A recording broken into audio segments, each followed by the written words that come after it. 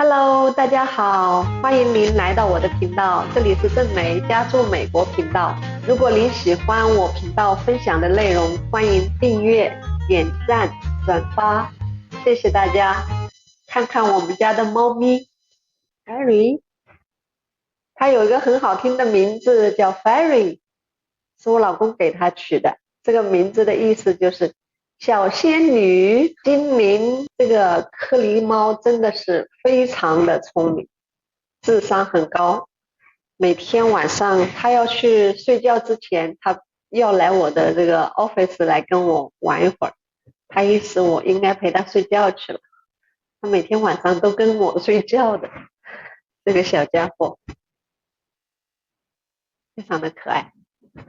我今天要做一期的视频是跟猫有关系的。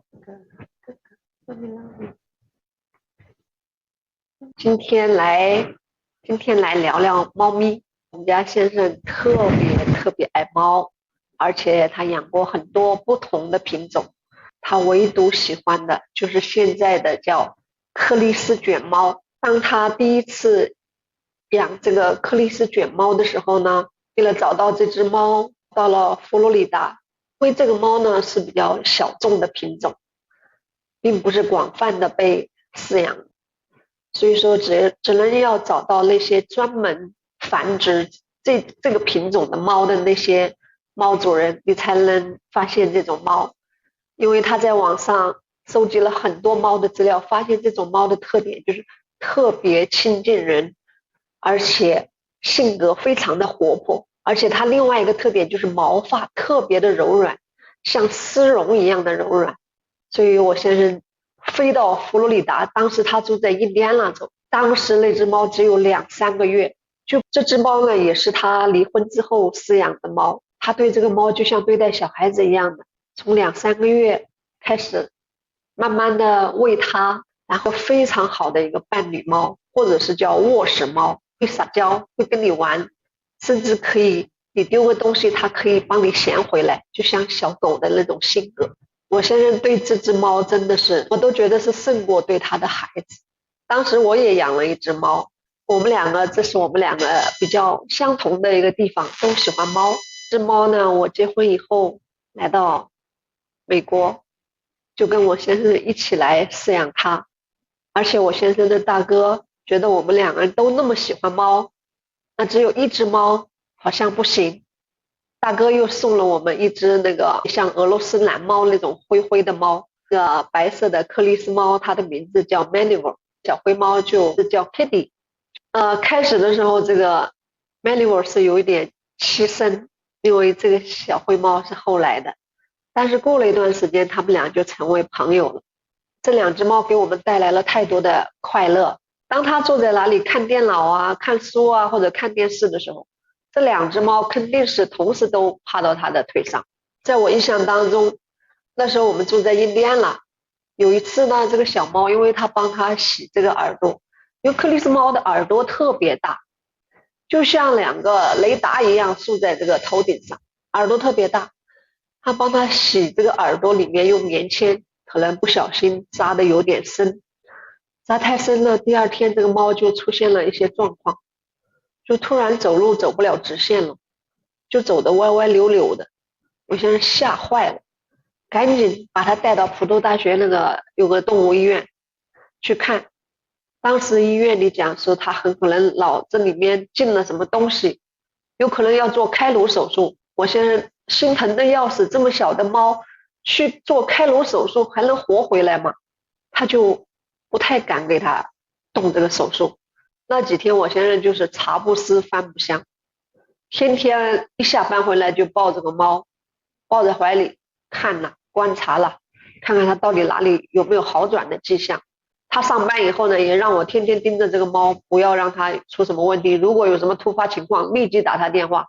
还好了，过了差不多这样的荒荒溜溜的这个日子，过了有1个礼拜，猫自己恢复了啊！我觉得动物的这个生存能力好强啊，它自己恢复了啊！哎呀，我们家又有笑声了。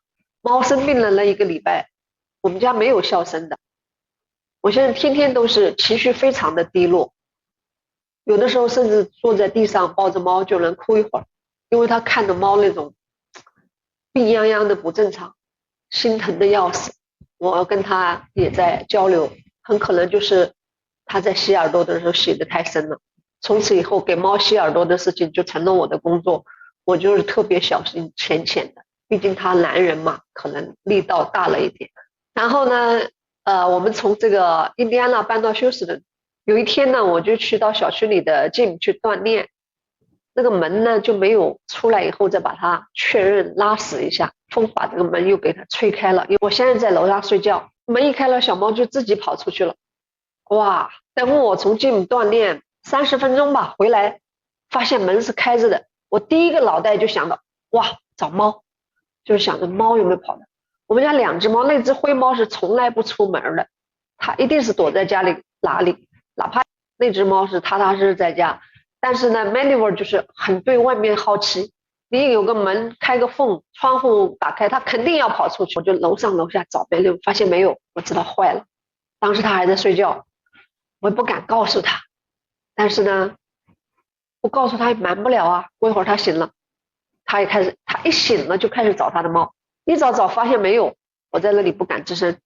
然后我还在说啊，我说刚才我从 gym 回来的时候发现门没有锁死，然后我找 Maniver 没找到，说他很可能跑出去了。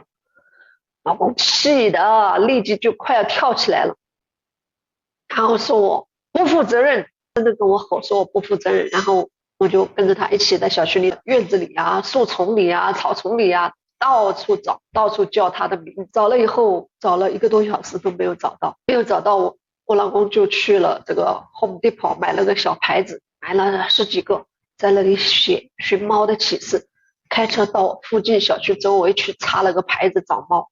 啊，我们俩真是急的，我当时心里就好多好多的愧疚。哎呀，后悔死了，为什么不把门锁死？后悔死了，为什么要去进？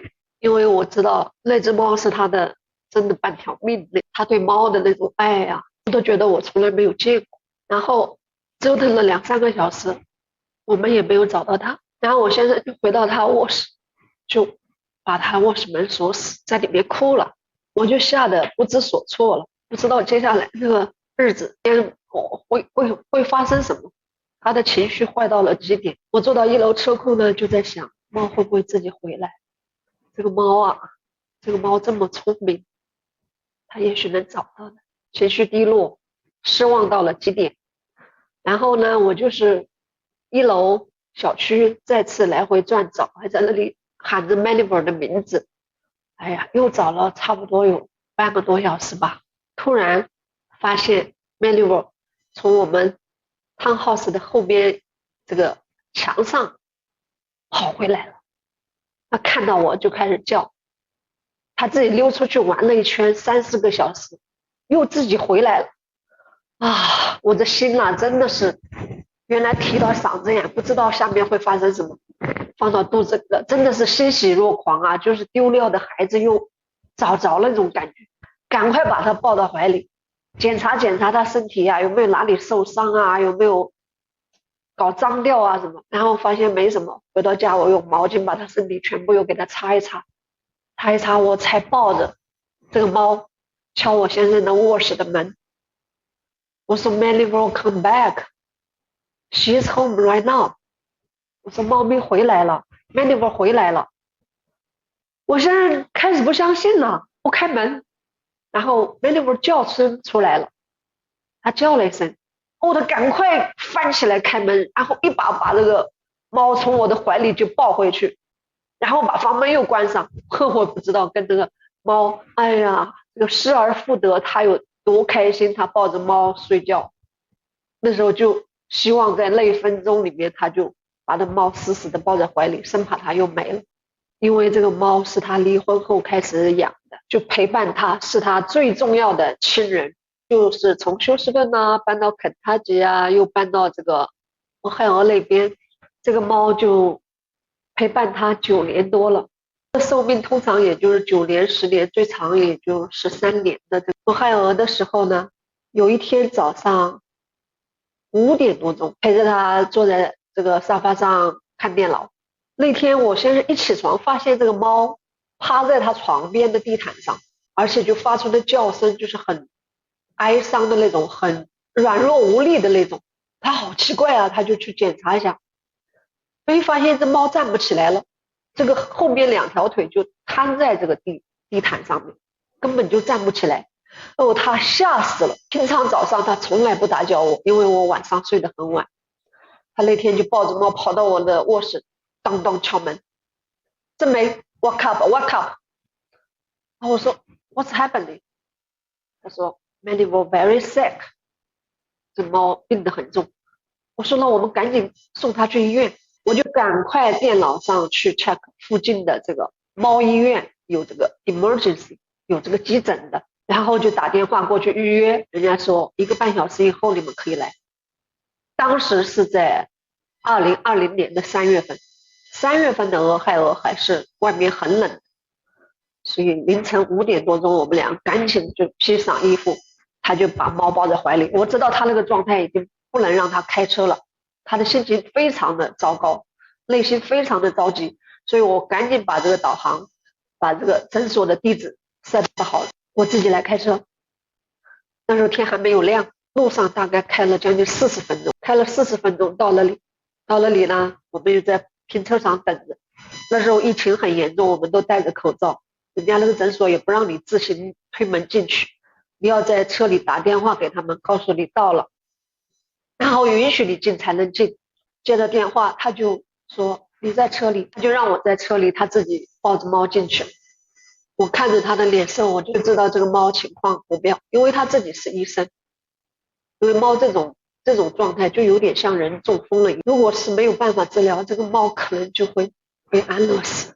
我现在就抱着猫进去了，我在车里就等他，该等了有半个多小时。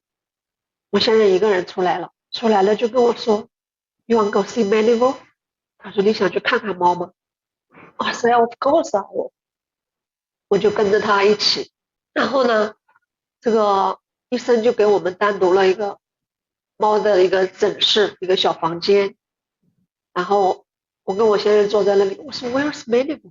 我先生说医生一会儿把他抱来。他一边说就一边开始哭，说 Malibu cannot go back home with us。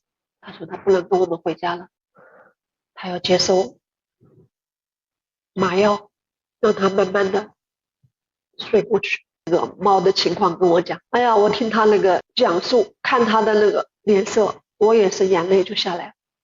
那这个小生命跟我在一起8年多，跟他9年多了。我现在这里难过，我这里安慰他，然后医生就把 Malibu 抱进来了，弄了一个毛巾抱着他，然后呢，他打着吊针，那个吊针呢就是麻药。我现在就把 Malibu 接到他的怀里，我就在旁边也看着这个小猫。我现在看着这个猫已经完全软弱无力，因为在麻药的作用下，它的四肢已经慢慢没有力量了。可怜那个猫就眼巴巴的看着我老公，我老公也是眼巴巴的看着猫，一边流眼泪，一边就看着猫，一边他还安慰着小猫。我就听他说，我就看着他对猫说 Baby, don't worry, just go to sleep, just go to sleep, don't worry。 我当时我眼泪就下来了，我真的看到我现在对猫的那种，我至今都很难忘记了一刻。然后小猫就在他的怀里慢慢的闭上了眼睛。当猫闭上眼睛的那一刻，我现在再也控制不住了，嚎啕大哭。大概过了有10几分钟，我才提醒他我们回家吧，然后医生就来把猫抱走。回去的路上他就一直在哭，我开车开回了家。回到家里他就回到自己房间关热门睡觉。我知道他心里是非常非常伤心，而且那件事过后连着有1个礼拜，他每天下班回来就回到他的房里，到电脑上手机上看 Malibu 的所有照片，就在那里哭。每天吃饭都吃的很少一点点。还有让人伤心的是什么？他回到家里经常，因为他习惯性的以前就是一到家 Manimal 他就叫他的名字，他仍然还保持这个习惯，还要叫，因为他太想念这个猫了。每天在家里，在卧室里啊，这个后院啦、哪里，他想到这个猫就叫 Manimal 的名字，大声的叫，那种哀嚎无助的叫。这种状况持续了有半个多月，他才稍稍的从心里接受了 Manimal 已经不在身边，他已经不在了。等到差不多这个事情过去1个多月，我才开始劝他，我说我们再找一个 Manimal 吧，因为我现在对这个品种的猫实在是太爱了，因为它非常的粘人，非常的聪明，而且 Manimal 身上有很多我先生喜欢吃的东西，他全都喜欢吃。我们家这只猫，我先生吃冰淇淋，他也吃冰淇淋；我先生吃蛋糕，他也吃蛋糕。所以我现在吃什么他爱吃的好吃的东西，他就分一小块放在一个小碗里，猫就在旁边陪他吃。父亲对孩子一样。我劝他，刚开始他还没有缓过来，还没说要重新找一个跟 Manimal 同样品种的猫，他还没有同意，还经常的就时不时的想起猫就哭一场，就叫它的名字。后来一直到两个多月了，他慢慢的比较平复了这种克里斯卷猫。然后他就那些日子下班回来就网上找各种信息，终于找到了，在威斯康星州有一个这个猫的主人，他繁殖这个克里斯卷猫已经有10几年了。当时候我先生就很开心，他有个网站，然后就给这个人写邮件，问他现在手上有没有适合收养的猫。过了2、3天，人家就给他回信了，说现在刚好有，但是这个猫呢才1个多月，还不适合这时候来收养，要等2个月以后。所以我现在就说我现在就说他想这个订一只，让他把这个小猫的照片发过来，看看选一个喜欢的颜色。但我现在很喜欢纯色的猫，后来我们就在这个5个猫里面挑了一个巧克力色的。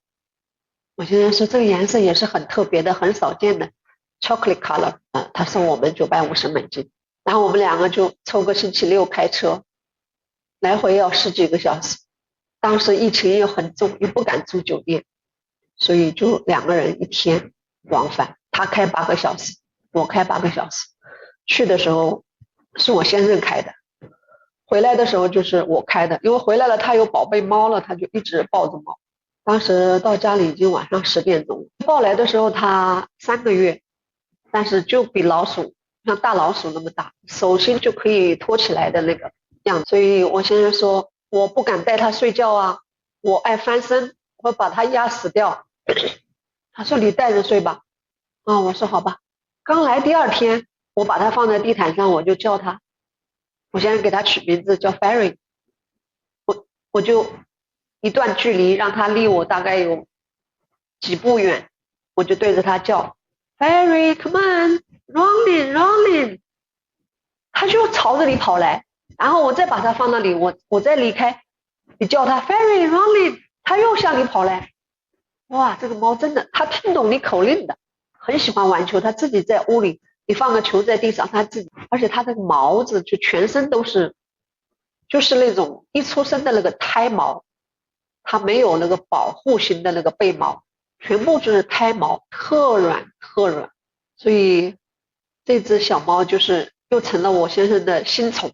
现在每天下班回来，我先生只要车库门一响，听到车库门响，他马上就站在通车库门的那后面等着爸爸回来，而且还发出叫声，很缠绵的叫声，就是爬在那个门上面拍，意思我在这等你呢。我现在每天下班第一件事情推门见到的就是迎接他的 Ferry， 他就会马上把他抱怀里。 Ferry how are you Daddy home。 这个猫晚上跟我睡觉，早上听到我先生起床的动静，滋溜就走了，就去陪爸爸了。一直到我先生上班走了，他又跑到我这里来把我闹醒。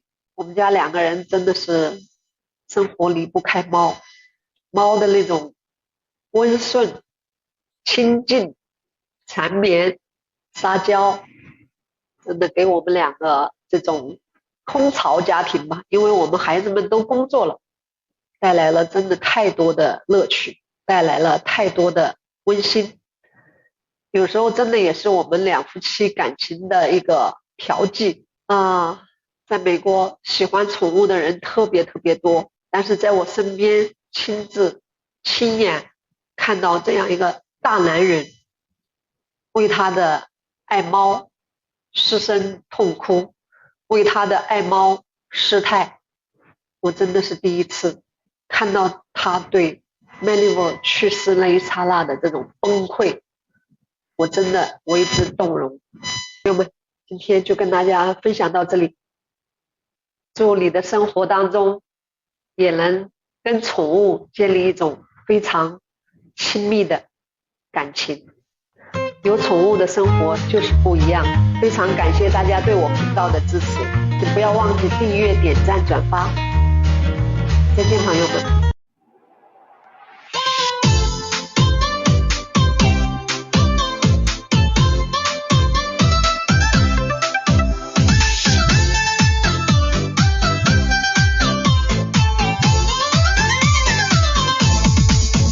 红色彼岸花，花瓣遍地撒，谁会在乎他在哭泣呀？佛将归前。